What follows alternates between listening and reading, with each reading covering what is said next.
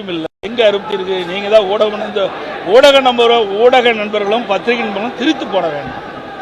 எங்களை கூட்டணி நல்லா சிந்திச்சு பாருங்க. திராவிட முன்னேற்ற கழகம் கடந்த 23 நாட்களாக கூட்டணி பேச்சுவார்த்தை பேச்சுக்கொண்டே இருந்து 2 நாளைக்கு தான் இறுதி செய்யப்பட்டது. காங்கிரசுக்கும் திமுகவுக்கும் கிட்டத்தட்ட ஒரு 18 நாட்கள் வார்த்தை போகும். பத்திரிகையில செய்தி, ஊடகத்தில் செய்தி. ஒரு காலகட்டத்தில் காங்கிரஸ் திமுக கூட்டணியிலிருந்து விலகிவிடுவோம் வந்து விட்டார்கள். ஆக காங்கிரஸ் தலைவர்களும் மாநில பொறுப்பாளர் போட்டவர்களும் அவர் பல்வேறு கருத்துக்களை குறிப்பிட்டார். அதற்கு எதிர்கருத்துக்களை திராவிட முன்னேற்ற கழகத்தில் இருக்கின்ற முக்கிய நிர்வாகிகள் குறிப்பிட்டார்கள். இதெல்லாம் பத்திரிகைகள் ஊடகத்தில் செய்தி. அப்படித்தான் அங்க இருந்தது. அது மட்டும் இல்ல, அங்க வைக்கின்ற கட்சிகள் கூட மன வருத்தத்தில் இருக்கிறாங்க. இன்னும் சொல்ல திராவிட முன்னேற்ற கழகம் அந்த முக்கிய தலைவர் பேச்சுவார்த்தை முடித்துவிட்டு வெளியே வருகின்ற பொழுது சிரித்துக் கொண்டே அழுது கொண்டே சிரிக்கிறேன்னு சொன்னார். அப்படிப்பட்ட நிலைமை தான் அந்த கூட்டணியில் இருக்குது. எங்க கூட்டணி பொறுத்த வரைக்கும் நாங்க கூட்டணி பேச்சுவார்த்தை தலைமை கழகத்தில் எங்களுடைய கூட்டணி தலைவர்களை பேசி முடிந்தனும் அன்றைய தினமே எங்க கூட்டணியில் எத்தனை இடங்கள் என்று அறிவிக்கப்பட்டது. அடுத்த நாள் தேர்தல் அறிவிக்கப்பட்டோம். அதுக்கு அடுத்த நாள் முதல் பட்டியல் அதிமுக சார்பாக வேட்பாளர் பட்டியல் அறிவிக்கப்பட்டது. அப்போ ஒரு நாள் கழித்து 2வது வேட்பாளர் பட்டியல் அறிவிக்கப்பட்டது. இப்பொழுது இன்றைய தினம் 3வது வேட்பாளர் பட்டியல் அறிவிக்கப்பட்டு விட்டது. ஆக அனைத்து அண்ணா முன்னேற்ற கழகத்தை பொறுத்த வரைக்கும் எங்க கூட்டணியில எந்தவித ஒரு சிறு கடுகளவு கூட பிரச்சனை இல்லை என்பதை தெளிவுபடுத்தும்.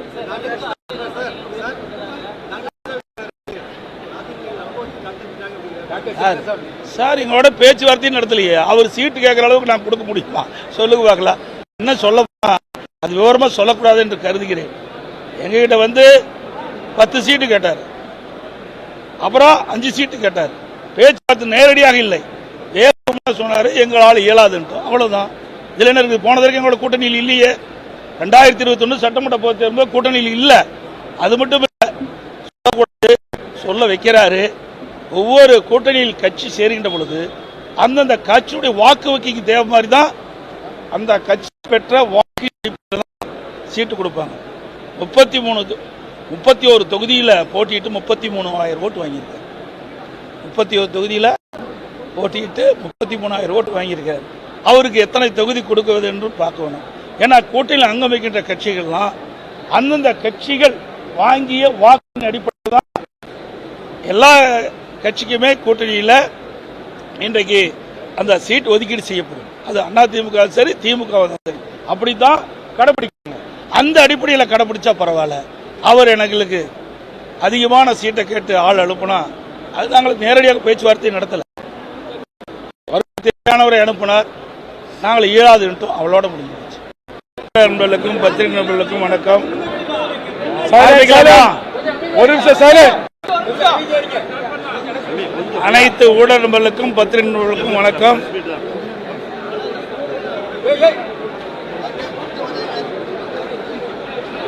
இன்றைய தினம் கன்னியாகுமரி மாவட்டம், திருநெல்வேலி மாவட்டம், இந்த மாவட்டத்தில் தேர்தல் பிரச்சாரம் நிகழ்ச்சியிலே கலந்து கொள்வதற்காக நான் வந்துள்ளேன். ஏற்கனவே எழுச்சி பயணத்தை நான் தொடங்கி முதற்கட்ட தேர்தல் பிரச்சாரத்தை முடித்திருக்கின்றோம். இப்பொழுது தேர்தல் அறிவிக்கப்பட்டுகின்றது. மீண்டும் தமிழகத்தில் இருக்கின்ற அனைத்து மாவட்டங்களிலும் நேரடியாக சென்று மக்களை சந்தித்து வாக்குகள் சேகரிப்பதற்காக திட்டமிட்டு நான் பிரச்சாரத்தை தொடங்கியுள்ளேன்.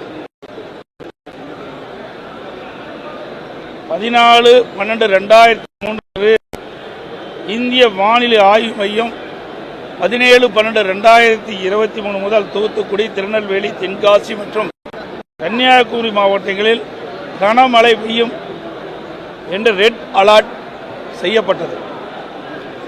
ஆனால் திராவிட முன்னேற்ற கழக அரசு சென்னையை போன்று மிக்ஜாம் புயல் தென் மாவட்டங்களில் கனமழை முன்னெச்சரிக்கை நடவடிக்கை எடுக்கவில்லை.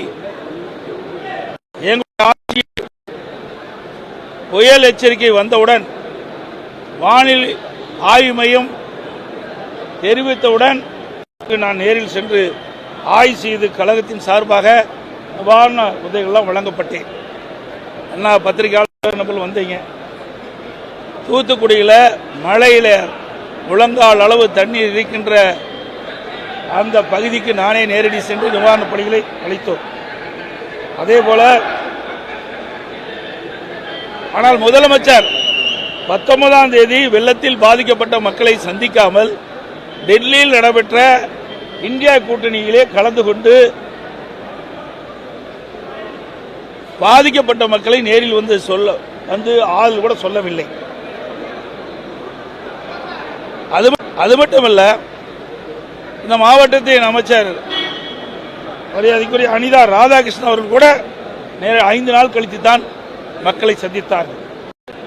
அதோடு அனைத்து இந்திய அண்ணா திராவிட முன்னேற்ற கழக ஆட்சி இருக்கின்ற பொழுது சுமாட்சி திட்டத்தின் மூலமாக தூத்துக்குடியிலே பகில் ஓடை, அந்த ஓடையை தூர்வாரி அதை சரி செய்வதற்காக 80% பணிகள் நிறைவேற்றப்பட்டது. இந்த ஆட்சி வந்த பிறகு அந்த 20% பணிகள் நிறைவேற்றப்பட்டிருந்தா அந்த பகுதியில் தூத்துக்குடி நகரத்தில் மைய பகுதியில் அந்த பகில் ஓடை சென்று கொண்டிருக்கின்றது. அந்த வெள்ளமெல்லாம் அந்த ஓடையின் வழியாக சென்று வடிந்திருக்கும். ஆனால் சரியான முறையிலே தூர் வாராத காரணத்தினாலே வெள்ளங்கள் எல்லாம் தூத்துக்குடி நகரத்திலே சூழ்ந்து கடுமையாக மக்கள் பாதிக்கப்பட்டார்கள் என்ற விவரம் முழுவதும் ஊடகங்களுக்கும் பத்திரிகைகளுக்கும் தெரியும்.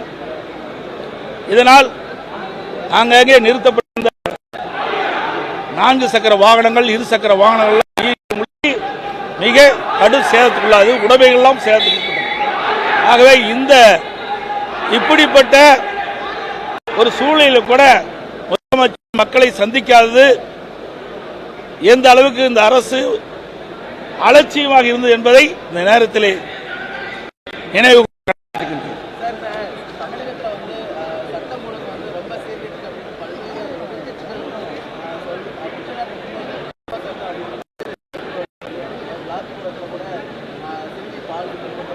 ஏற்கனவே நான் சொன்ன தமிழகத்தில் சட்ட ஒழுங்கு சீரழிந்து விட்டது, சட்ட ஒழுங்கு சந்திக்கின்றது.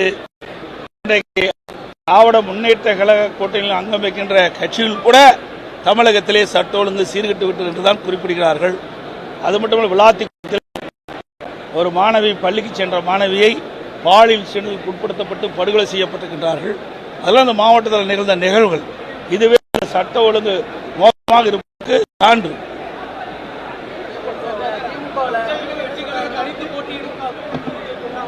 அவரு சொன்னா சொல்லிட்டு போறாரு, வந்திருக்காரு. தேர்தல் முடிஞ்சாதான் அவருடைய விவரம் தெரியும்.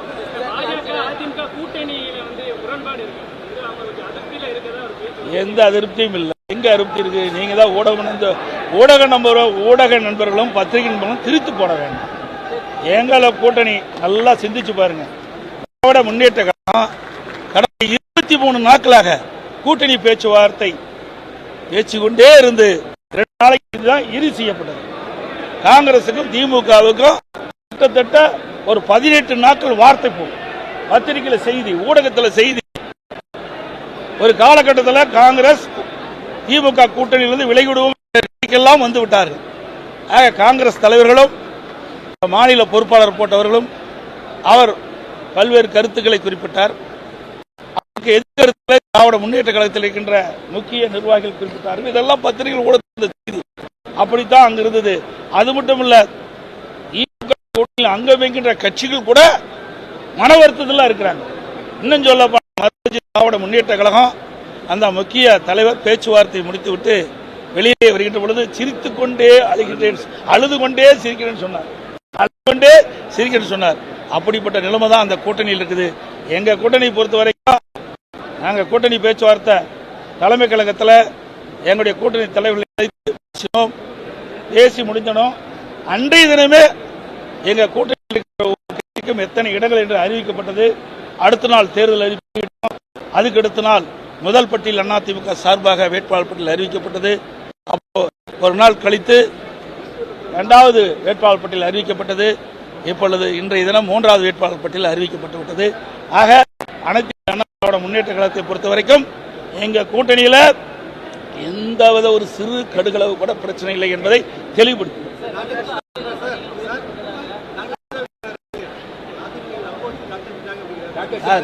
சார் எங்களோட பேச்சுவார்த்தையும் நடத்தலையே. அவர் சீட்டு கேட்கிற அளவுக்கு நான் கொடுக்க முடியுமா சொல்லுங்க பார்க்கலாம். என்ன சொல்ல அது விவரமா சொல்லக்கூடாது என்று கருதுகிறேன். எங்ககிட்ட 10 சீட்டு கேட்டார், அப்புறம் 5 சீட்டு கேட்டார். பேச்சுவார்த்தை நேரடியாக இல்லை, வேகமா சொன்னாரு எங்களால் இயலாதுன்ட்டோம். அவ்வளவுதான். இதுல என்ன இருக்கு? போனதற்கு எங்களோட கூட்டணியில் இல்லையே. 2021 சட்டமன்ற பொதுத் தேர்தல் கூட்டணியில் இல்ல. அது மட்டும் சொல்ல வைக்கிறாரு. ஒவ்வொரு கூட்டணியில் கட்சி சேருகின்ற பொழுது அந்தந்த கட்சியுடைய வாக்கு வங்கிக்கு தேவை மாதிரி தான் அந்த கட்சி பெற்ற வாக்கு சீட்டு கொடுப்பாங்க. 31 தொகுதியில் போட்டியிட்டு 33,000 ஓட்டு வாங்கியிருக்காரு. 31 தொகுதியில் போட்டியிட்டு 33,000 ஓட்டு வாங்கியிருக்காரு. அவருக்கு எத்தனை தொகுதி கொடுக்குவது என்று பார்க்கணும். ஏன்னா கூட்டணியில் அங்கம் வைக்கின்ற கட்சிகள்லாம் அந்தந்த கட்சிகள் வாங்கிய வாக்கின் அடிப்படையில் தான் எல்லா கட்சிக்குமே கூட்டணியில் இன்றைக்கு அந்த சீட் ஒதுக்கீடு செய்யப்படும். அது அதிமுக சரி, திமுக சரி, அப்படித்தான் கடைபிடிக்கணும். அந்த அடிப்படையில் கடைபிடிச்சா பரவாயில்ல. அவர் எங்களுக்கு அதிகமான சீட்டை கேட்டு ஆள் அனுப்புனா அது நாங்கள் நேரடியாக பேச்சுவார்த்தை நடத்தல. அவருக்கு தேவையானவரை அனுப்பினார், நாங்கள் இயலாதுன்ட்டோம். அவளோட முடிஞ்சிருச்சு.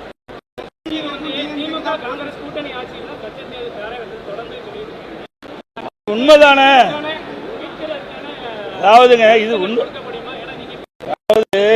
அதாவது உண்மைதானே. அது கச்சத்தீவை யாருடைய ஆட்சியிலே போச்சு, மாநிலத்திலும் மத்தியிலும் யார் ஆட்சி இருந்தாங்க, தாய்வாரி கொடுக்கப்பட்டு விட்டு அதற்கு பிறகு 15 ஆண்டு காலம் மத்தியில் ஆட்சி அதிகாரத்தில் இருந்து திமுக.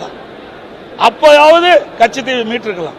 நாங்கள் ஆட்சி அதிகாரத்தில் மத்தியில் இல்லை, இருந்தாலும் நாங்கள் தொடர்ந்து மத்திய அரசை நம்முடைய மீனவருடைய நலன் கருதி கச்சத்தீவை வேண்டும். இல்லாவிட்டால் நீண்ட கால குத்தகைக்காவது தற்காலிகமாக எடுக்க வேண்டும். இருந்தாலும் அனைத்து இந்திய அண்ணா திராவிட முன்னேற்ற கழகத்தை பொறுத்த வரைக்கும் இதையும் புரட்சி பொழுது உச்ச நீதிமன்றத்தில் இது வழக்கு தொடர்ந்திருக்கிறோம், இதை மீட்டெடுப்பதற்காக.